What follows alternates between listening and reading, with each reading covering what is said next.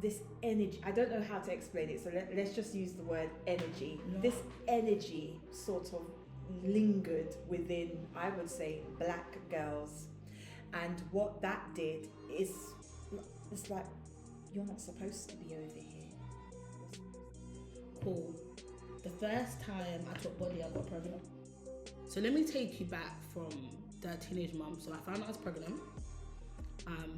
They rushed me. They fought me. They broke my jaw. I feel someone swing from the back of me. Then they're just fired. So it was just an immediate pounce. Yeah. Like, and why was this? They wanted to kill my child. Yo, what's happening, my people? Mrs. V, SHG, family. Glad you can join me here today, baby. Let's go. Let me begin by telling you what you can expect in the next few minutes. Convince you of the marvelous universe, how she flows so illicit. Let me begin by telling you what you can expect in the next few minutes. Convince you of the marvelous universe, how she flows so illicit. Hello everybody, it's Vienna, Mrs. Vienna, Hillaire George, and I am your host here at Tell My Truth and Shame the Devil. And I have once again the beautiful Queen Jamila here back with us today again. So Jamila, why don't we start by letting our audience know, just to recap on who you are and how was your upbringing? How was my upbringing? Okay, Yeah. Hi guys, I'm talking to Jamila. How was my upbringing? I would say I had a really good upbringing till I was like, say 12, 13, secondary school days. So I would just bring it back to like secondary school. No problem, So- let's start from there. So from secondary school, I think we were like year 7, year 8. So I went to a school called St. Martin's. You know St. Martin's? You're not gonna know. Is it South? Yeah, St. Martin's Okay. is in South. It's in like Towsall. Okay, I don't know St. Martin's, but I know the Yeah, so area. I went to St. Martin's until like, I went to St. Martin's until like year 10. St. Martin's, let's just take a pause there, because different schools I find have different cultures. Yeah. So St. Martin's sounds like a religious type connotation to it. It was, yeah, but it was like, our school was mixed, but we had a lot of black teachers. Okay. Also, it was mixed, like, even though it was like a Christian school, we still had Muslims, we still had everyone in our school. Oh, okay. So it was wasn't actually as mixed. strict as No. other schools. No. Okay. It definitely wasn't. Okay, go ahead. Sorry to cut you off. Yeah, so obviously I went to a girls' school, and I think that's where it started. Like, Your troubles begin. I don't think the troubles began straight away. I feel like earlier on, I was kind of in year 7 to, no, when I am. From year 7 in the beginning, I was kind of quiet until it got to like the middle year 7, year 8. So now it's just like the quiet girl, like coming out of my shell more, because of the things like in year 7, people thought she was quiet, they could victimize me.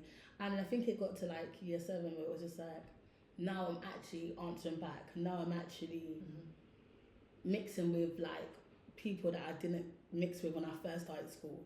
Like it was just me, and I had one Indian friend actually, and I had one Ghanaian friend, but it was just us two. But like do you know what I mean? And then after a while, I started like not left them behind, but started kind of moving with the other friends. So I didn't really talk to them as much as I used to when I first started school.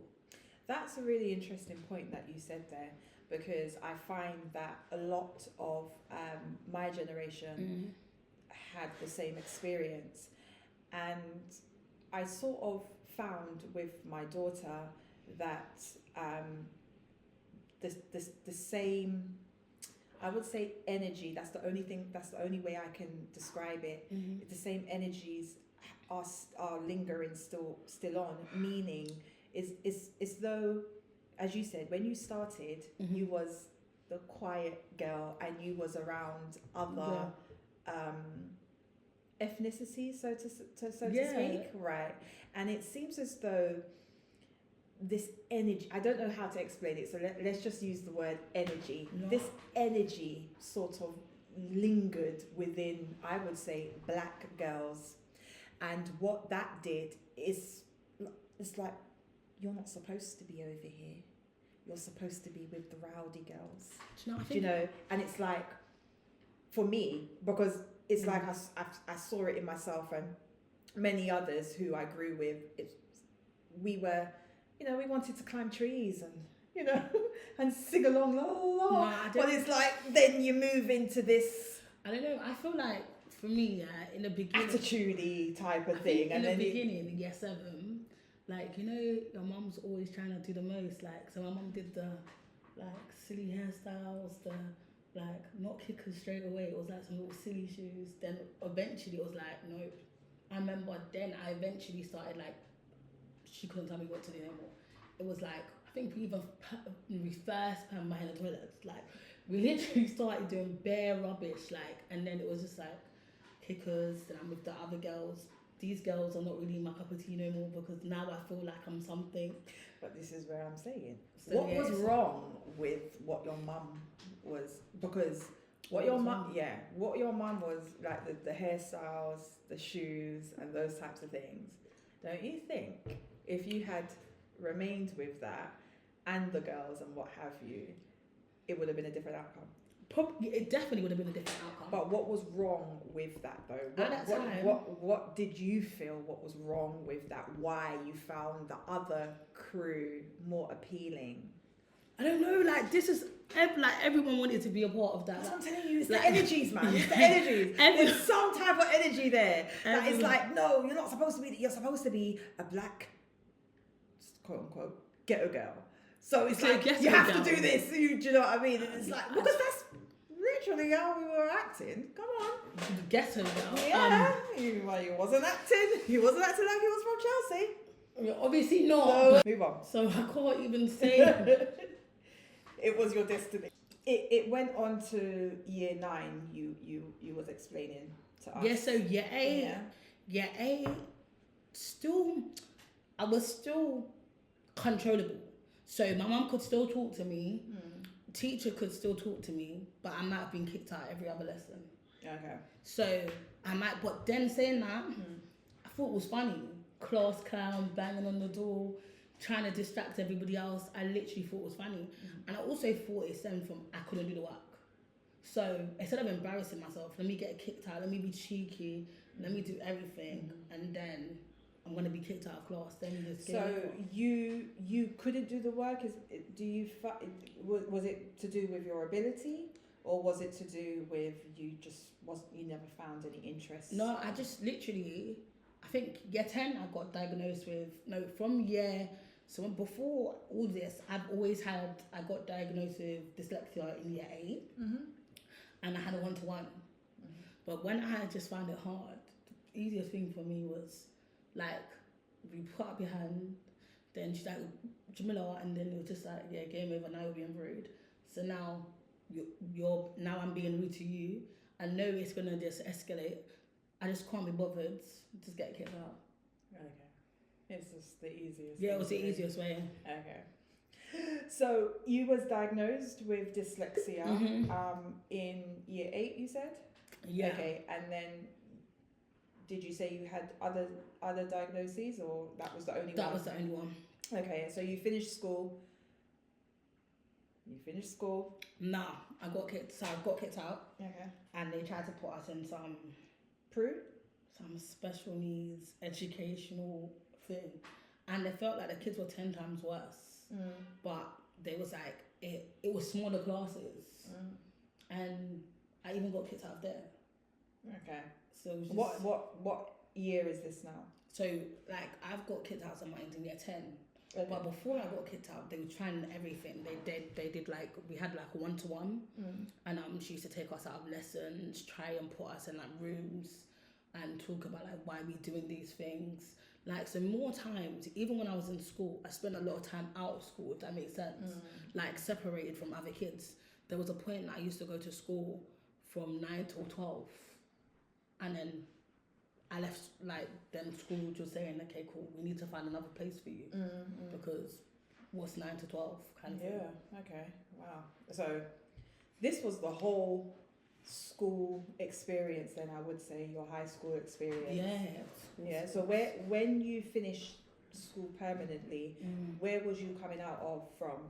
So when I finished school permanently, so I finished, in our school as well, when I went to the next school, they used to do a thing called Code 7, where when kids used to get kicked out, you used to go to Code 7, and they had like a program where they used to put you in a program where you do music, you do all different things, they'll teach you different skills. But when I got kicked out of school, I'd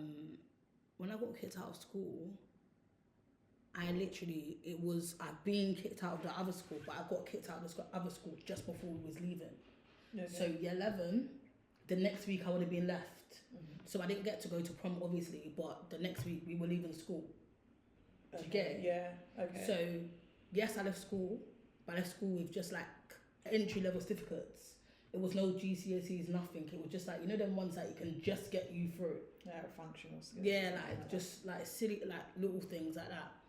Going forward, you had then mentioned that you became a teenage mum. Yeah, so... And that was a very traumatizing experience. I'm going to be very blunt about like how I became a mum. I'm going to start talking to you the whole way through becoming a mum, how I ended up in that situation and everything. Okay. So I am now, I'm 15. When I first met him, I was 15. I'm 15, literally just going to hit 16. So I'm getting excited. I've got a new hostel now, but I still live with my cousins, but I live at a hostel. Does that make sense? Yeah. So I'm in between because the hostel's not the life I want to live, but I live at my cousin's house at the same time. So I've got this hostel. We are in Campbell, McDonald's. Okay, yeah. My friends, you know, you always have that one, like your friend's talking to someone, he's trying to talk to someone, and that's how it started. I remember this day clearly. I think, do you know what Jazzy Bush is? No. So there used to be a hairstyle with Jazzy Bush. It was like some fake afro thing. Okay. And it's kind of curly. Yeah. And we first, like, your hair slicked, you have that. Like, we literally thought we were hot stuff. Well, I remember the star, but I don't remember I didn't even know there was a name for it. So but okay. Jazzy Bush. So we had Jazzy Great. Bush. Yeah. We're excited now. He's older. Kind of like, obviously I'm naive. So, like, little gold tooth, the trousers down his arse. The African boy that couldn't speak English, but I didn't care because I was just like, yeah, like dark, like literally everything that I said I was like, when I have a boyfriend, this is how he's gonna look, and then that's how it feels. Yeah. But we started talking as friends. I'm 15. My daughter's dad is 39. Do you know what I mean? So I'm 15. So he's not talking to me straight away. Hold on. You're at the time you were 15. He was 39. No, he's 39 now. Oh, okay. Okay. I know I like big men. Hey, I know I like big men, but no, let's not. Yeah, go on. So that's literally that. So now we've linked up. Like, so we're still talking, but we haven't actually done anything because I'm still 15. Yeah. So I hit 17, literally. 16. Sorry, hit 16. Yeah. Still talking to him. We're still friends. Everyone's still kind of linking up. So my friend's linking up with his friend. He's linking up with me. We're still thing. Alright, cool. Remember, you should drop me everywhere, take me everywhere. But I'm still 15 at this point. Haven't got to 16 now. 16, still, like, now I'm Muslim as well. So these times, he's Muslim, getting gassed. And I'm like, yeah, it's going to be my husband, it's going to be my boyfriend, whatever. So still getting gassed. So now I'm 16. So let's get to the point when I was 17. So now I'm 17, like now 17, stay at his house a lot. He stays at my house, we're at the hostel. So he's staying there constantly. I'm now naive, thinking it's my boyfriend. He's dropping me everywhere. Everyone knows him. His mum's cool with me. Everyone's kind of cool. Like, I'm not thinking anything of it. Cool. The first time I took body, I got pregnant. Yeah, that's what you said. What happened after that? Take us through that. So I got pregnant. No, I got pregnant. And then obviously my friend, naive, young, she's trying to trap her boyfriend. So we've gone to the clinic. These times there's a clinic called Brooks. Brixton, gone to Brooks, and the woman was like, "Oh, you have to." What did he say? The woman say you have to basically take a pregnancy test to go in with her. Like, so you have to like to go in the clinic, to go in together. We have to take a test too. Like, I have to be like a reason why I'm going to the clinic. Oh, okay. You can't So just go, I was just can't thinking, go I was like, mate, I'm not taking a pregnancy test because I'm not pregnant. Like, I was like, the first time I had sex, I was like, please guys, like, nah, that's not gonna reach Story. That's not gonna reach me. Then they said, she said, oh, do you know you're 3 months pregnant? I said, what? She said, yeah, you're pregnant. And I said, she's like, you're quite far gone. I don't know, I don't think she said 3 months yet because she didn't know, because I remember we had to go and do the scan. But she said, you're quite far gone. And I said, me, pregnant? I said, no, not me. And I remember I was just like, bro, I've just started college. Now I'm doing Fernbridge, like the thing, trying to get back on. I don't go to the like areas no more. I'm literally trying to like, I've come away from everyone else. Yeah. Like I'm literally trying to leave, and now I'm pregnant. So I've called my cousins, and I'm like, I'm pregnant. They're like, you? How? You haven't had sex? I'm like, yeah, I have. They're like, you're pregnant.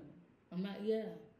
They're like, oh, like, how did you not know? And I'm like, I don't know how I didn't know. And I think, was you still getting your monthly? I still was on my period. Okay. So I was just like, the only thing different one time I was like to my cousin, but because of Pippi, I just think, I was like, my breasts are sore, and she was just like, jams. Like, but I was just thinking, we just left it like that. And then I remember after a while, she was like, but I didn't feel any different. Like there was nothing in myself that felt different. Yeah. Just the soreness of your breast. Yeah. So I remember telling him, he was like, you're what? And I was like, I'm pregnant. He was like, what are you gonna do? And I was like, I don't know what I'm gonna do. Like literally, I was in a bit like I was like to my cousins, like, what am I gonna do? And I think like when I first got pregnant, I was very in denial. So even though it was growing and it was inside me, it was just like, no, this is not happening to me. Literally, I'm just getting my life back together. I'm off ends. I don't talk to no one. I'm trying to start fresh. Like the situation with, they thought I was a setup chick when my friend got killed in Tower Hill. So bare situations have happened. I've come out of the area. I don't talk to no one. I'm keeping to myself. And then this situation happens. So now I'm gonna be a mum. And I'm gonna be a mum, and I'm thinking, I don't even know myself. Literally the other day, I didn't want to be alive. Do you get it? There was so much things going on. I was getting rushed left, right and centre because people thought I was a setup chick. I can't go to places because people just don't like me. There was just a lot going on. And now I'm going to be a whole mum. I don't talk to my mum like that. I live at my cousin's house. They just got me back on the straight and narrow. What am I going to do? Now I'm about to be a whole mum, and I don't even know myself. So how am I going to be a mum? So what was your decision after that? My cousins were like to me, I'm a teenage mum. So let me take you back from the teenage mum. So I found out I was pregnant. They rushed me. They fought me. They broke my jaw. I got rushed more than once. Hold on a minute, because do you know what you do? You do like me. You skip here, there, everywhere, because you know the storyboard better than anybody else. Yes. So you've now had the baby, or you haven't had the baby. This is even before. So this, I've got rushed more than one incident. So this is, I haven't had a baby. They've rushed me. So you're pregnant now. Yeah. You're pregnant, yeah? So at 17. Sorry, let's scrap back to when I was pregnant, yeah. Okay, so you're pregnant at 17. So you had I was just about to say her name. Amira. Oh, okay. So you had Amira at 17. Yes. Okay, so let's go back then when you was pregnant at 16. 17. Okay, so you was pregnant at 17. Had her at 17. 18. Had me at 18. So you had her at 18. Yeah. Okay, so let's do 17. Yeah. So the year when you were 17, what happened in those 12 months? Oh, so I've had Amira. I'm pregnant. Yeah. I tell him I'm pregnant. he's alright, cool. He's taken me there to the abortion clinic. Why? Because he thought I was gonna get rid, and I was like, yeah, cool. You thought you was? He thought I was gonna get rid. Oh, okay. Why did he think that?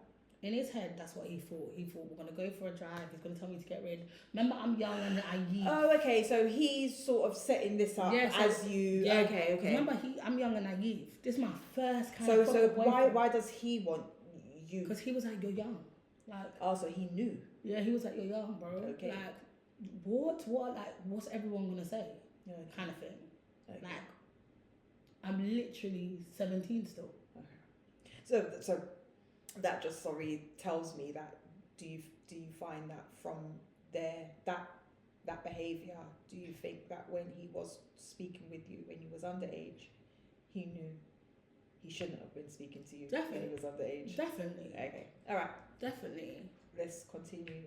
When you were 17. So yeah, how long were you? 3 months? So I was 3 months. When you got rushed? When I got rushed, I was literally 3 months. No, I was literally 4 months. Was you showing or anything? I was showing, yeah. A bit, yeah. Yeah. And I remember like it was clearly like there's like, oh, can we talk to you?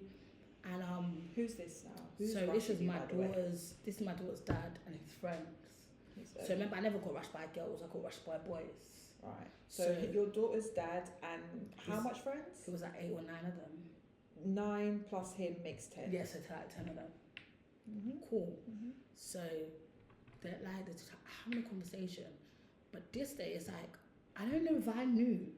Like, I don't know if I knew because I didn't go by myself, but he thought I was gonna come by myself. But something told me not to go by myself. Like, you know, you just have a feeling like, don't go by yourself. So it's the spirit. I've gone with my friend now. I've gone with my friend and I've gone with my cousin. But then in the car, I'm walking by myself. Like, so remember, I jumped in his car to talk to him. But in that time, it was just him in his car. Mm-hmm. My cousin was like, Jams, I got a feeling like it's not just him here. And I was like, what? So as I've come out, I feel someone swing from the back of me. Then they're just fighting. So it was just an immediate pounce. Yeah. Like. And why was this? They wanted to kill my child. Like, because the way they rushed me, it wasn't rushing and thought that I was going to be okay after that, because they were still stamping on me when I was on the floor. Right. So the guy set this up. Yeah. Because you wouldn't go to the abortion clinic. Definitely. So he felt this was the way he was going to do it. Take me through your thoughts after you realised that this was because you said, you know, you this was your ideal partner. You know, you I was very head over heels. I was naive. Like, when you really thought this was the one. I was so naive. Like, what do you think? I think a lot of my friends I've lost. Like, a lot of my friends were telling me, like, Jams, I'm telling you this stuff. I was like, you lot are just jealous. You like haters. Now I'm wife. Because remember, I feel I'm wife now. Mm. I'm little girl. I'm growing now. I'm literally cooking. I'm doing things that I didn't do before because I was hood. Mm. So not even hood, I was just everywhere. So I'm just all thinking like, yep. But now I feel like I'm brand new. Mm-hmm. Like, they won't come and talk to me. I got my man. My man drives. He do you know what I mean? So he did not show no type of this type of behaviour during the 15, 16, 17 ages you were, or should I say the 3 years, 2-3 years you were. No. Everything was calm, very gentleman. 100%. And then this was the turning point. And then do you remember how long it was? How long it lasted for? The attack? No, it's probably like at least 30 minutes. But remember, now my cousin's fighting on this side. My friend's fighting on this side. So you came with your cousin and her friend and her friend and her friend. So all of you lot now has able. Everyone, or should I say, came out of the car or saw when you and then came out. Yeah. Luckily, you didn't go by yourself. But there was something that told me that something was gonna happen. Because this day, one of my brethren that I was talking to, that came with me, I wasn't even talking to her. And the cousin I didn't even speak to her like that. We weren't even, we were cousins, we weren't like close like that. So did he jump in? Yeah, he did. He literally did. And who was he attacking? He was fighting me. Yeah, because obviously you said there was a couple of you lot, so I wanted to know what group he was No, in. he was one of the main leaders. He was the first. Is no talk, no. We did talk. It was talking. He's like, "Oh, boom! I told you what you're gonna do," and I was like, "No way." I was like, he was like, "You're a little girl," and I was like, "Oh, you didn't know I was a little girl." And obviously he's like, "Stop being cheeky," and I was like, "I'm not being." Wow. I was like, "I'm not being cheeky, and you're not gonna stop me being cheeky." And then it was just back and forth. So that's now he's trying to shut me down, and I'm like, "Mate, I was a little girl. I was like, a little girl you talk to your mum's house. If I'm a little girl, you're a pervert." Yeah. So now I'm dissing you. Like now I'm saying you're a pervert because you started talking when I was 15. Okay, so after this back and forth and what have you, it wasn't going to go nowhere. So No. It looked like it was just a build up then to the anger, and then it just happened. But after this, he became cool at one point. So after this situation now, this situation's happened. I've had my daughter. I'll never forget this day. What in Peckham and what in Primark. And he was like, "Oh, that baby looks at me." I was like, "It's your baby?" He was like, "Raw, you never got rid." So he thought the beating was gonna make it, yeah. So in his head, he's not a dad. Real. Like he's not a dad because he's like, "What?" Then he's obviously said to me, "Rob, let's talk." And as he said, "Let's talk," I'm all thinking now he's changed because it's time. It's gone. Time's gone past. Cool, I've gone. So since that beating, you separated yourself. Did you contact outside of the community? Hold on. Okay, We're gonna get. Because I don't know how the gap. How is there's a gap here? You said you was in Primark, so that's a whole gap. Yeah. So remember, I haven't seen him since then. So after we didn't say. Sorry. We need to know. After I've got rushed, I haven't seen him. Remember, they've rushed me. No, I'm lying. They've rushed me. We've gone to the mum's house. So we've gone after the rush, right? We've gone to the mum's house, but we're not going one man up. We've got like 6 cousins, my older cousins. There's a group of us. Yeah. So that's happened. Then everyone's kind of fighting them. So remember, we're fighting again. Yeah. Why? Because we're trying to talk to him, being cheeky. Okay, so he's at the mum's house. The mum's there too. He lives at the mum's house. Okay, yeah, but you went to the sorry. mum's house. I don't know if he was Sorry, guys. He Yeah. lives at the mum's house. I'm not even making it clear yet. He was at the mum's house. Okay. She's talking to us. "Oh, calm down." Actually, I don't touch my son. Then my cousin's like, "Bro." So another enabler. Yeah. Then this is how the Primark situation. So we haven't seen them now. That situation's happened. So that's gone past. Yeah. Right now, had the baby. You're getting on. Now you back up with him in Primark. So I'm Primark now.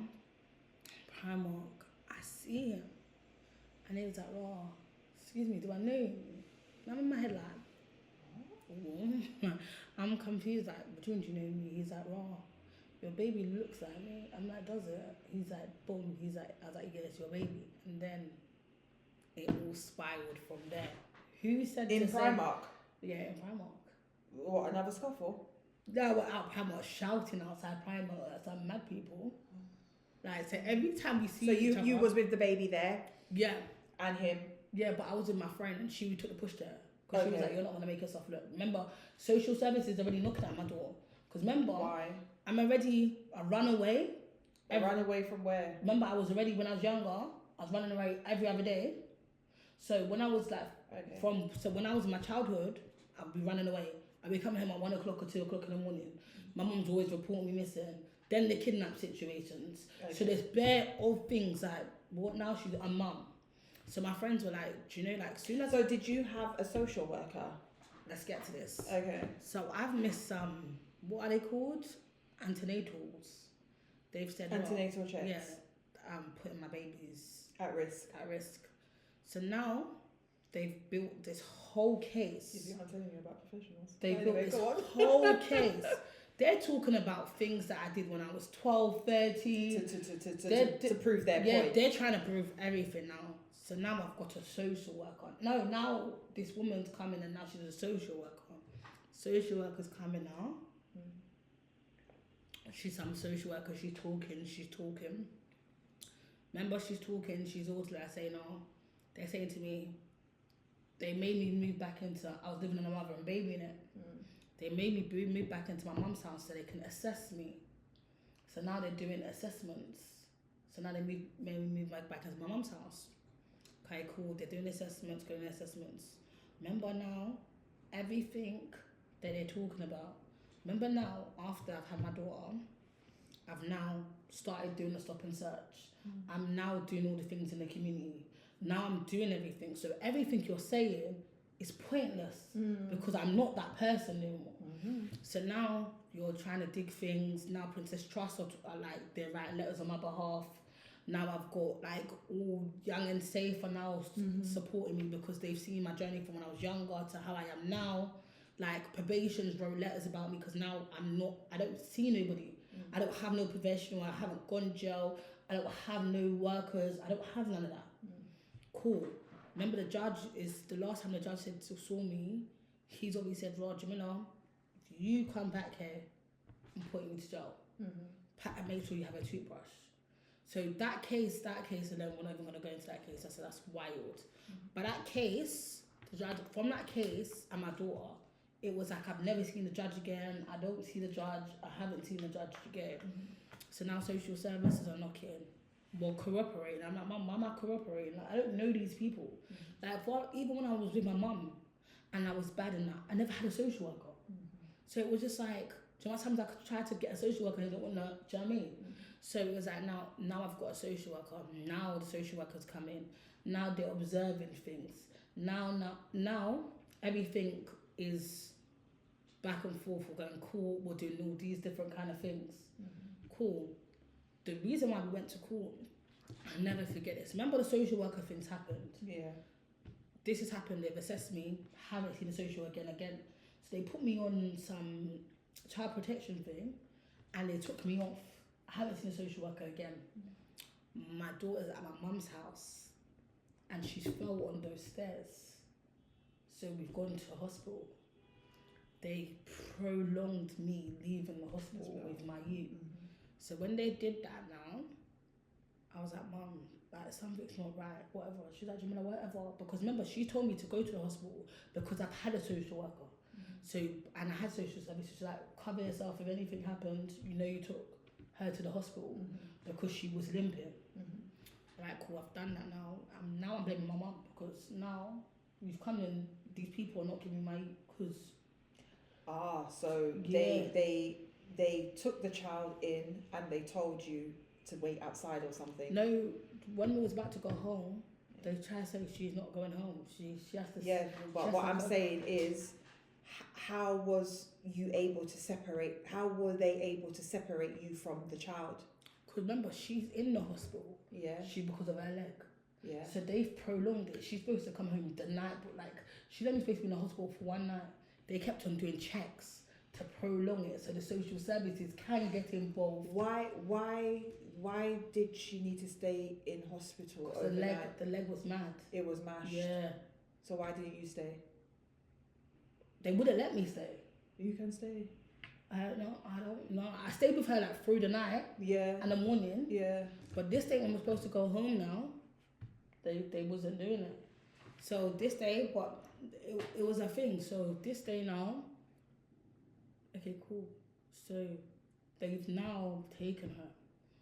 But they've taken her and I got to go court the next morning. 24 hours I had my daughter back. There was no hesitation. 24 hours I had my daughter back. The judge said, you lot haven't done no checks since you finished the case. If she was so much of a risk, why is the mother not being assessed? After you left her, why hasn't she had a social worker? Why haven't you lot done regular checks? Did you not sue? Bro, Lambeth got what? Lambeth got, listen, did I just sue? Listen, let me tell you, wait, this is how you're gonna wait. This is how a story maps out. there was a social worker. God is so good. There was a social worker, and she's come to my house. Remember, this social worker never liked me, never liked her. I just didn't like her because she just asked questions. Like, say if another social worker wrote something, she'll be just talking off that social worker. Like, I've never spoken to her, we've never had a conversation. Cool. I think she knew what they was doing was wrong. She came, told me everything. Went to court. When I went to court, I was able to win my child back. Not just did I write a letter, a complaint about social services, did I make sure that you made sure that I was comfortable when I left for distress, made sure all the things you lot was talking about, you took it off my thing. They were talking about when she fell and they was giving all this risk or how is she going to do this, because remember, now they took a bringing up the teeth in, now they're bringing up the assaults when back in the day, now they're bringing up my criminal record, now they're doing everything. The judges said there's nothing. Since she was 17 to 18, there's nothing. Do you get it? Like, so they're still trying to find. Come on now. Still trying to find things. Now they're saying, oh, should we assess this auntie? Should we assess this cousin? Should we assess? Everybody was like, we're not getting assessed because she's not gonna get her youth taken. Cool. Long story short, I left social services with nothing. I was so pissed. Like, because when I've gone back to housing now to say, well, I used to have a social worker, they can't find me. Yeah. So what do you mean you can't find me? After all the distress you put me through pregnancy was crazy. You got one woman staring up in your face, writing with a little notepad and that. Like, it was crazy. So that interlude, let's go back to, thank you for that, because that gives more light. Let's go back to Primark. So your daughter was excused with your friend, and you and him fighting, arguing, not fighting, arguing like some so cat verbally, and dog outside. Like, verbally. oh, you're not bad for me. You're not bad for me. I'm saying you're not bad. Oh, okay. I'm saying you're please get out of here. He's saying, well, boom. And long story short, now that like we're going back and forth, it's not getting nowhere. He's talking about DNA. We're not doing the DNA test because we know what time it is. Cool. So with that whole situation, with that, so like this is the situation happened. I think it was only 5 months, So take it back to now 5 month situation. We've not seen him again. So we've not seen him. Then I see him, but my daughter's 3.5. And he's talking about DNA tests. At 3.5. And we're like, Mom, not giving you a DNA test. My brother was like, you're James, you have nothing to hide. Like, you can do DNA tests. Like, so he's calm, but he's coming with his brethren again. So him and his brethren are like, they're in the car. Everyone's now, we all know what he's capable of doing. So I just find it very bizarre that, friends could be doing this to a woman and enablers. But then it's still enablers come in all shapes and form and for all situations, I guess. But this is really interesting. So now, how enablers work. So now, all my friends are like, James, just did the test, we've done a test, and it's one of them like, the ones that you swap, bro, it's come back inconclusive. Oh, okay. What does that mean? Like, that means like they can't tell if he's the father. So obviously, I know in my head. So why didn't you do another one? We did, and more than one. But the funny thing, he was not swabbing in front of us. What do you mean? Like, he wasn't swabbing himself. So me and my daughter, my daughter's swabbing herself, but he's not putting his swab. We've never seen him put it in his mouth and swab. So do you feel that's why it came back inconclusive? No. One day, God is so good. He's got a brethren called Femi, but Femi has always kind of had my back and told me everything that was going to go on. But I just thought Femi was a hater. So I'm not listening. Femi was like, bro, so-and-so did the DNA test. My man swabbed for him. Who? His brethren, one of the brethren that were in the car, swabbed. So why are you doing all of that for? Because remember, now we found out he has a girl. But he's the one that wants the DNA test. But remember, now he's got a girl and a whole family. Oh, so he doesn't. He's trying to erase you guys. is that what's happening? He's trying to erase his past. Yes. So now he's got a girl and a family. Okay. So this has happened now. So I'm like, cool. So I'm like, how about when I go to a proper DNA test? So they've done it. Came back, you are positive. Everyone's gassed up. Everyone's excited. He's pissed. Them lot. Who's everyone? Like, is gassed. Everyone's excited. All my cousins and everyone's with us, but we knew. But we're excited because you saw the look on his face. Like all of the brethrens, like They must feel really shame. So I don't even know how long the story. I don't know how long. I don't know how the story went, but I remember everyone mashed up his car. They've spat in his face. Your side. Yeah. They spat in his face. Everyone's fighting him. Because he's there alone, right? No. Or he's with his friends. He's with his friends, but no one cares now. The friends are not doing it. No, they're not. Well, clearly because you're a shambles. Why would you? Because look what the friends have just done to you years ago. Yeah. With a baby in your stomach. Yeah. Why then would you now want to go and touch somebody when you know you're? For me, I would look at myself as scum. Now, to do something remember, like now that everyone's family is going back and forth. So now everyone's beefing. So now my situation has turned into a bigger situation where it's just like everyone going back and forth. Whilst he was getting beat up, his friends just stood and watched. This watch, like everyone was like, no, I can't jump in. Not even, okay, you can't jump in, but not to take him away? No, okay. Right, so now he's aware Amira is his. How does this work for, I would say, the next 5-10 years of her life? I'd be mum. So he has nothing to do with her or anything like that, or he did not. No, he tried to. He did not have any, or should I say, he never put you through any more struggles, challenges. Like, you know what it is? We used to see each other all the time now because his girl is living with my mother and baby in it. So they're playing happy families next door. His partner is living in mother, so okay. So everyone's playing happy families. So I'm doing my thing. I'm a single mom. My parents are helping me. He's got his girl and in the same. Yeah. And he's coming there and and then you're so there. In the you're unit, there. Yeah, in the unit. And the girl doesn't know that this is no. the sister or brother. No, the girl knows. Oh, the girl knows as well, now. but she's another enabler, I guess. So now, remember now, in the mother and baby unit, you could have your partner, or if you don't have a partner, they would let my mum come, my cousins come, like. So I was never kind of by myself. Like it was literally. Remember, I went through postnatal in the beginning. So because of everything I went through my pregnancy, and then social services, and then the fact of I was going to be a mother, I was in denial. Like I wasn't really, motherhood in the beginning for me was quite challenging.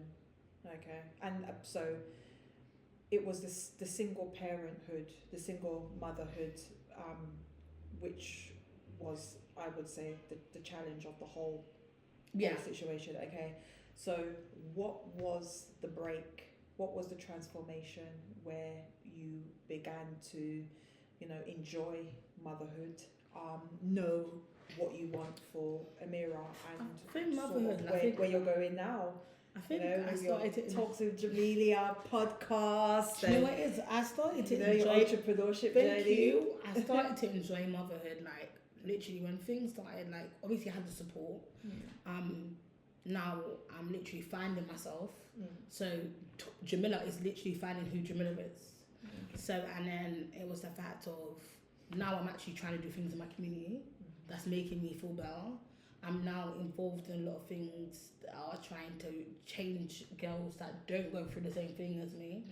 I'm now going to court, the same judge telling me, well, I thought I was sending you jail, and now I'm doing community support work in his thing, and now he is the judge that is watching my whole transformation.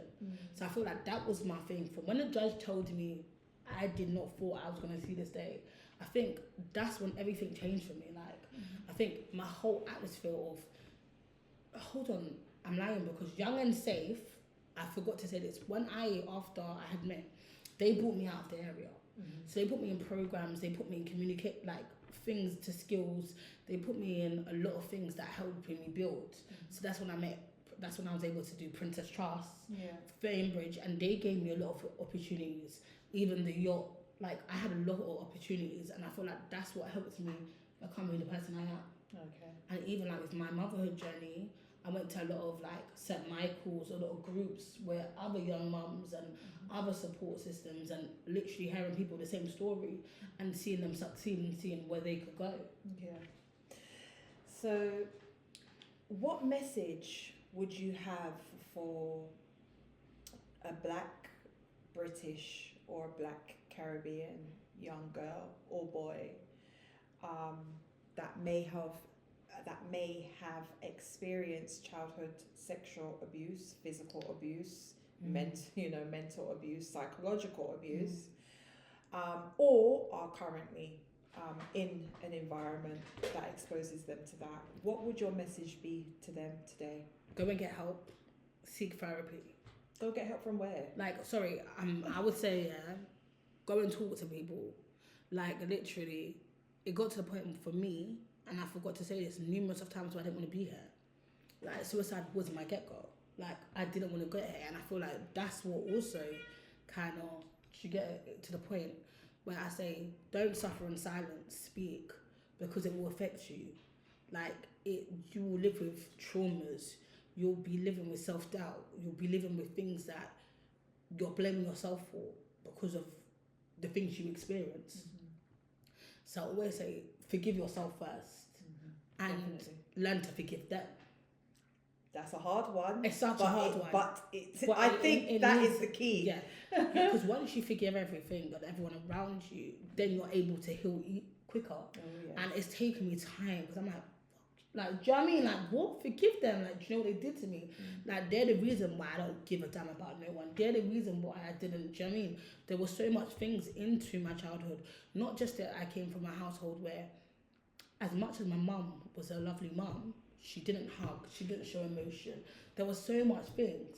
So like, even in like where things like what happened outside, I was so immune to being that it became my normal. And I want to say to people, don't let these things be your norm, because these things are not normal. Like, find ways to reach out to people, find ways to be able to talk to people, and also like I said. But listen, if you're saying that that's your norm, you didn't know no better. So now you've said a really important thing, and that was your norm. That could be their norm as well. It's true. So But how would you like, guys, I feel like people need to understand let that, them search for their real norm? like, I don't even know, because like, I didn't even realize that it was a norm until one time I went to the therapist and I was telling her certain things, and she said, "Can I take a minute?" And she took a minute, and I was just like, "Oh yeah, I've heard people get shot. This is just how." So like, my brethren got killed, like, and I've been to so much funerals, and like, and I was telling other people, and like a lot of my other friends are like, "What?" Like, and I was like, "What? You don't know about this?" They were like, "No." And then I started to realize that this is actually not normal, because I'm so used to this, it's become a norm. So would it be how you started? Was you more asking, like, how did you get out to get a therapy? Like, was it by an accident? I didn't feel like I needed therapy in the beginning. As I was doing Hood to Good, working in the community and working back with the young people and working with some of the young girls and boys, I started to realise that it was affecting me. And it was affecting me mentally, like very affecting me. Like, I was literally having nightmares, like literally things that we spoke about, like how they were reminding me of things I went through. Then there was times where I was like, I need help. But at first I went to her first therapist, and she was trying to compare my experience to her dog dying. And I was thinking, do you know how much things I've gone through, and talk about your dog? Then I got a black therapist called Helen, and she took me back to childhood, like took me to like everything. And then I realized, like, bro, I needed this. Yeah. And I still feel like I'm still needing it. Like, therapy is something I do constantly. Like, I don't ever feel like I'm gonna ever just say, I'm 100%. Do you get it? Well, yeah, I do, because you will never be 100%. Like, and that's a good thing. I trust nobody. And that's a good thing. I trust nobody. Remember, there's points where I went missing, like for 3 or 4 months, and I felt like my mum didn't even look or she get it. So there was like, bro, I don't trust nobody. Yeah. Do you know what I mean? So what I take from what you're saying is never stop talking. No, and that's why. Because even you will talk, and sometimes it will be to the wrong person. But if you sort of let that blind you, you will stop talking, and you won't find the right person. It's like, so it's just keep talking. It's like, even sometimes when people say jams, like, not everybody needs to know everything. My story is my story. Yeah. My truth is my truth. My truth might not be for everybody. People might not like what I have to say, because it affects other people and people that were involved in my life, or people that see something or might see the vulnerable side of me, or like even my daughter. That's why I was very careful today and like certain things I said, because before I wanted to say everything, and I realised that she still has access to see certain things. Yes. So I feel like your truth is always going to be your truth, and nobody's going to stop you talking. There's times that I don't want to talk about my suicide journey. There's times I don't want to talk about being homeless. There's times that I don't want to talk about certain things. And I've helped other people through my stories and my journey. So will I stop talking and telling my truth? No. Because my truth is the reason who I am today. Yeah. My truth is the reason that I'm here today. Like, if I didn't go through the experience, would I be talking to you now? Like, if I didn't go through certain things, I wouldn't be the person I am today. Definitely. Which you have so much to offer, 100%. and you have offered so much. Thank you.